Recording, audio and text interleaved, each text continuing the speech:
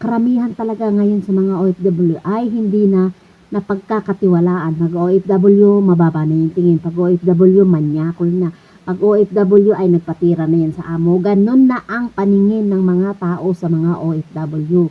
O di ba hindi natin sila masisisi kasi karamihan sa mga OFW ay ganun. Karamihan nagba-viral ay ganun na mga manyakis, mga manyakol na OFW. Aminin na natin, kung hindi man ikaw yun, hindi man ikaw yun, hindi ka matatamaan. Kung hindi ako yun, kaya hindi ako natatamaan. Hindi ako yun, kaya hindi ako nagagalit. Pero karamihan talaga sa mga OFW ay mga manyakis. Yun gusto nila yun, desisyon nila yun. Hindi natin alam kung basta masaya sila dun sa ginagawa nila. Kahihiyan nila yun, at saka kahihiyan nila yun, hindi natin kahihiyan yun. Kahihiyan nila yun, kahihiyan ng pamilya yun.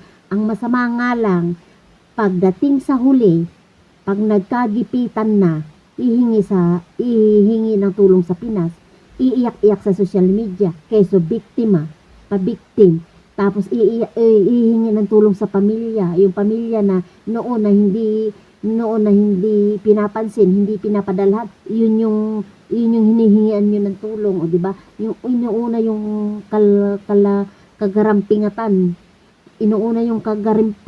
pagkatapos sa pamilya ang mamumblema, o di ba? Ay nako, pero sa bagay, Arti.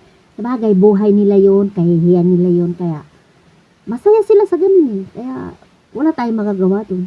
Kahit ako kung ako gagawa nun, buhay ko to. Masaya ako sa ganun, kaya wala kayong pakialam. Yun lang yun. Masaya ako sa ganun, masaya ako sa ginagawa ko, Minsan lang akong sumaya, o bakit nyo ako pipigilan, o di ba? Yun, pero hindi ako mag-iiwan ng bakas. Hindi ako mag-iiwan ng bakas sa kahihiyan ko. Hindi ako mag-iiwan ng alam mo yun, ng ebidensya sa kalokohan ko. Kung may kalokohan man ako O di ba, hindi nyo lang alam, maloko din ako. Ang saya. O di ba, yun lang yun.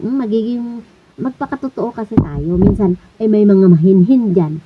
May mga mahihinhin dyan na akala mo hindi makabasag pinggan. Pero yun pala, ang dami ng pero buhay nila yun. O di ba ako bulgar ako magsalita. Bulgar talaga ako magsalita. Dun sa mga kakilala ko bulgar ma-joking ako sa mga ganyang bagay. Game ako sa mga kalokohan na ganyan. Pero nasa sa akin na yun kung gagawin ko, di ba? Yun lang yun.